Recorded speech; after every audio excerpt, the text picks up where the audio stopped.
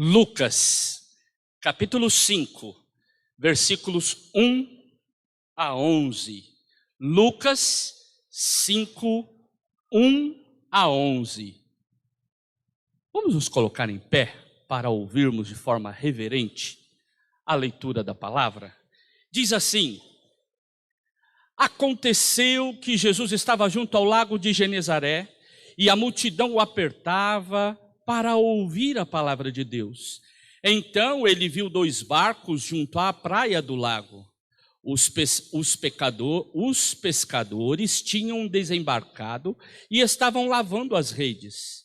Entrando num dos barcos, que era o de Simão, Jesus pediu-lhe que o afastasse um pouco da praia e, assentando-se no barco, ensinava as multidões. Quando acabou de falar, Jesus disse a Simão: leve o barco para o fundo do lago e então lancem as redes de vocês para pescar. Em resposta, Simão disse: mestre, havendo trabalhado toda a noite, nada apanhamos, mas sob a tua palavra lançarei as redes.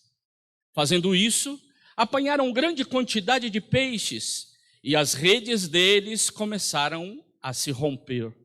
Então fizeram sinais aos companheiros do outro barco para que fossem ajudá-los. E foram e encheram ambos os barcos a ponto de quase afundarem. Vendo isso, Simão Pedro prostrou-se aos pés de Jesus, dizendo: Senhor, afasta-te de mim, porque sou pecador. Pois à vista da pesca que fizeram, a admiração se apoderou dele e de todos os seus companheiros, bem como de Tiago e João, filho de Zebedeu, que eram seus sócios. Então Jesus disse a Simão: não tenha medo, de agora em diante você será pescador de gente. E arrastando eles os barcos para a praia, deixando tudo, o seguiram. Fala conosco, ó Deus, pela tua palavra. Fala conosco porque queremos ouvir a tua voz. Ensina-nos. E neste instante, que o milagre da tua comunicação aconteça no meio do povo. Assim oramos crendo, oramos em nome de Jesus. Amém. Você pode se assentar.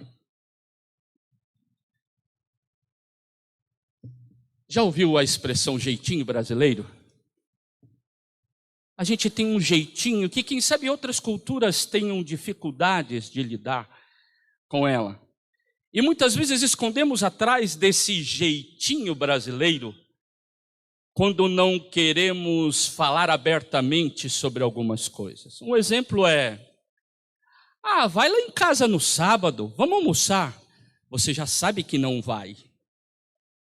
Mas você diz assim: eu vou ver com meu marido, eu vou ver com a minha esposa, eu vou ver com meus meninos. A gente já sabe que não vai, mas a gente acha que não seria muito educado, muito fino, responder de forma diretiva, assertiva: não posso ir. Isso tem um pouco a ver com a nossa cultura, o nosso jeito de ser. E é claro, você tem antropólogos, sociólogos, pessoas da área que estudam a cultura e que acabam nos ajudando a entender por que nós temos esse jeito, né, de tentar maquiar o nosso não às vezes, de criar uma certa desculpa. Eu diria, é uma tentativa de ser um pouco mais fino, mas não sei se a gente consegue fazê-lo a contento. Por que eu trago isso em mente? Porque esse jeitinho de falar e de dar desculpinhas não é só do povo brasileiro. Na história já aconteceu muitas vezes. Quando Deus chegou para um homem e disse para ele assim: você vai libertar meu povo do Egito. Qual que era o nome dele? Qual? Que Moisés respondeu de cara para Deus.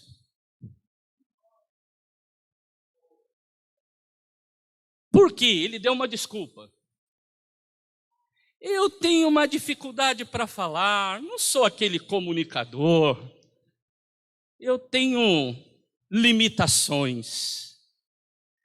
Nós tivemos também um outro que foi chamado para servir como profeta, e ele de cara já falou: eu não tenho idade, hein? Quem foi mesmo? Jeremias. Falou assim: eu não tenho idade. Em português nós traduzimos até por criança, mas ele não era tão criança. Ele não tinha idade para exercer um ministério como aquele. E ele falou então assim: olha, eu passo. E assim podemos levantar muitos. Quem lembra daquele que quando Deus falou para ele: sai daí e vai para lá porque eu quero salvar aquele povo. Ele, ao invés de responder, ele nem responde nada verbalmente. Ele responde em atitude. Ele corre para o porto e pega o navio para o lado oposto. Como é que era o nome dele? Desculpas e desculpas. Quando às vezes somos desafiados a alguns serviços, justificativas. E eu quero então dizer para vocês que o que nós presenciamos hoje aqui no batismo da Nina, e é o chamado de Deus para todos nós, é que Deus nos chama para compromisso. Sempre chamou seu povo para compromisso. Quer guardar essa palavrinha na mente? Vou te ajudar. Podemos entender como sendo a junção da palavrinha com. Então, quando a gente vai falar que está ao lado de alguém, indo com alguém, a gente costuma falar: estou com o Chico. Com significa estar juntos. Quando nós fazemos lá os nossos bazares para auxiliar alguma instituição, alguma missão, nós utilizamos essa palavrinha, né? É o bazar em prol de. E a palavrinha misso é a palavra missão. Com, misso é juntos em favor da missão. Eu e você assumirmos compromisso em meio a tantas possibilidades de desculpas. Gente, desculpa não falta, não é verdade? E tem hora que a gente é tão habilidoso para dar desculpas diante de desafios que nós recebemos. Por isso, ao olhar este texto, eu quero então compartilhar com vocês 4 lições que ele pode trazer para a minha vida e para a sua vida. O que é que essa experiência da pesca maravilhosa pode nos ensinar hoje? Uma primeira lição: Deus nos chama no cotidiano. Às vezes se tem a ideia do extraordinário, né? As pessoas querem narrar o extraordinário. Isso aconteceu quando a lua estava sendo mudada, o vento bateu, como se tivesse que haver uma mudança na natureza, um som, alguma ação extraordinária para comprovar que Deus está me chamando, me vocacionando, me dando tarefa no seu reino. Então, uma primeira lição, esse texto fala, é no cotidiano. No fim do trabalho. Chico, lembra quando terminava a jornada, louco para bater cartão e ir embora? Imagina bem naquela hora, chega o chefe e diz assim: estou precisando de ajuda, me ajuda a resolver um negócio ali. E já tinha combinado que ia comer pizza naquele dia. Gente, imagine que é lá no cotidiano que Jesus chega, trabalhou a noite inteira. Jesus chega e conversa com eles. Eles foram pegos de surpresa. Eles não estavam se preparando. Às vezes nós pensamos que precisamos ficar nos preparando para Deus nos chamar. Só que fica em oração mesmo, toda hora se consagrando que Deus vai chamar. Não, Deus chama todos. No nosso cotidiano.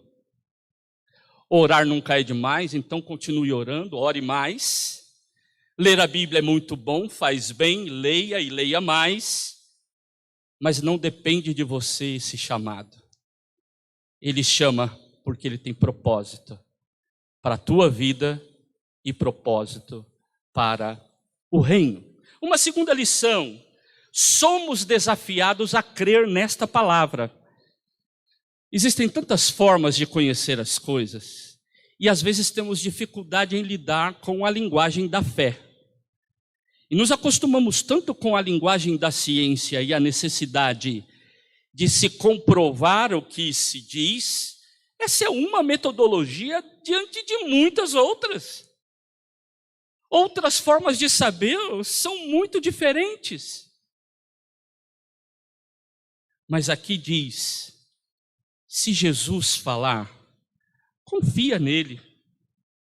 Ele sabe qual é o melhor propósito. Como Deus vai falar com você? Lendo a Bíblia. Pode ser através de um irmão. Pode ser lá no trabalho, no fim da jornada. Pode ser no trânsito. Pode ser no coletivo. Pode ser que Deus coloque algumas coisas diante de você, e se você se colocar de forma sensível, você entenderá como chamado dele para a tua vida. Uma terceira lição: reconhecer a nossa pequenez, a nossa fragilidade diante de um Deus poderoso, do Senhor das nossas vidas. Imagina só, trabalhou a noite inteira, viu que o mar não está para pesca. Chega o filho do carpinteiro. Jesus não era pescador, gente. Jesus não entendia nada desses assuntos. Do ponto de vista profissional, ele não tinha nem um tipo de dica e ensino.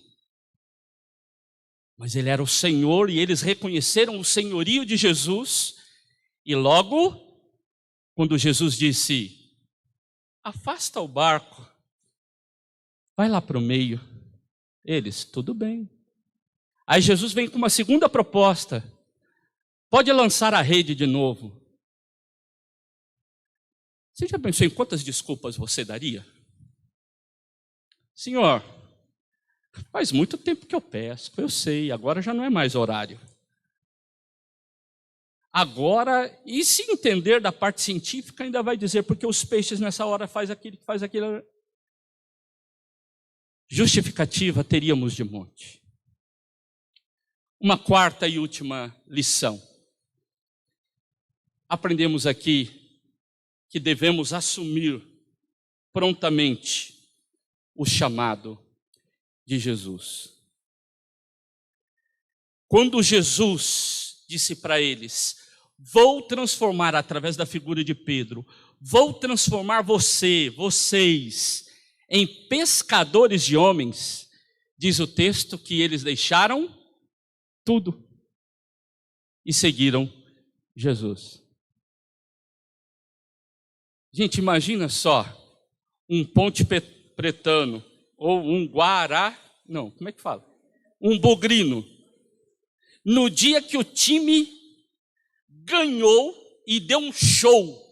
Naquele dia ele fala: vou deixar de torcer para esse time. Você vai falar, você é louco? Imagina que no dia que eles fizeram a melhor pesca do mundo, no dia que eles fizeram a pesca que foi conhecida como uma pesca maravilhosa, eles amarram a chuteira.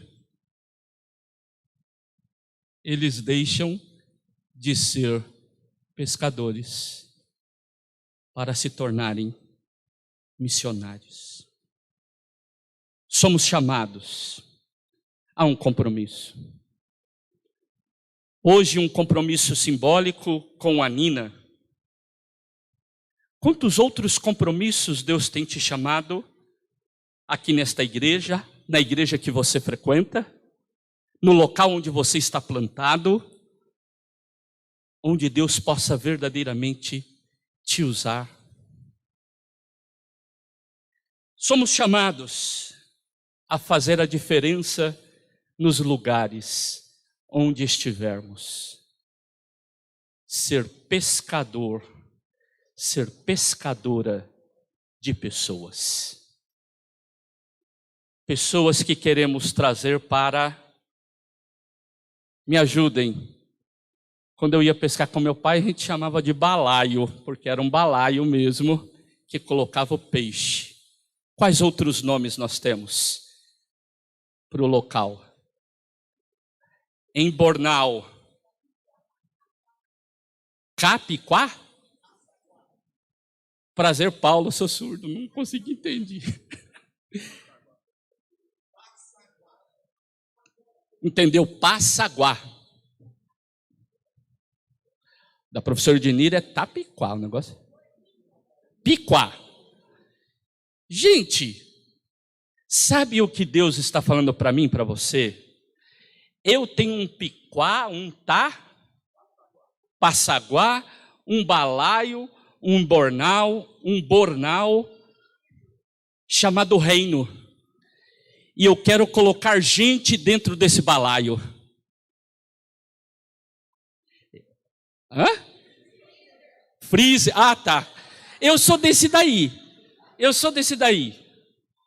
Para vocês terem ideia, uma vez foi eu, o pastor Eber, que vocês conhecem muito, e o pastor Anderson, vocês conhecem também.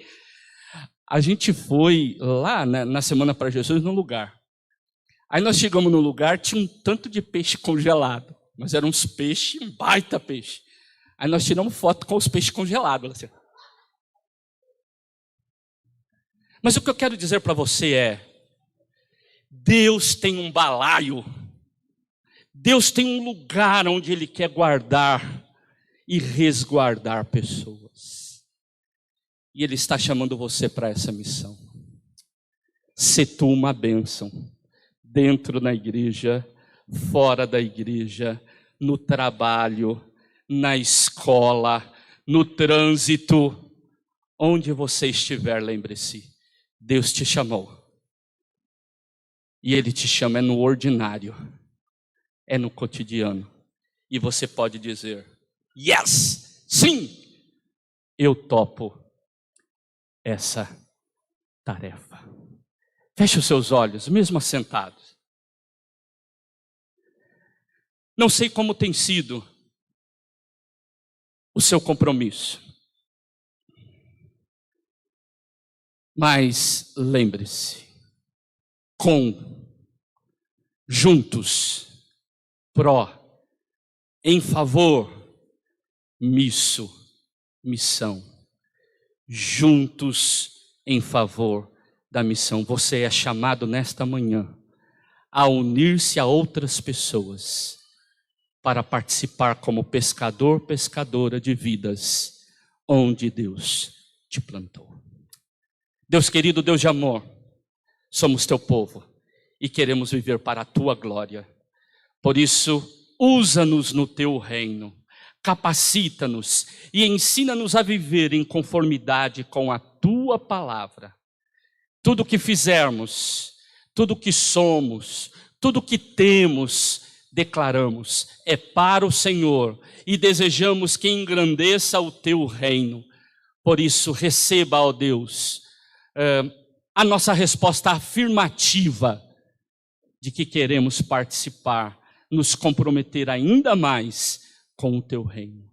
É o que nós oramos, crendo, oramos em nome de Jesus. Juntos em favor da missão. Deus nos abençoe.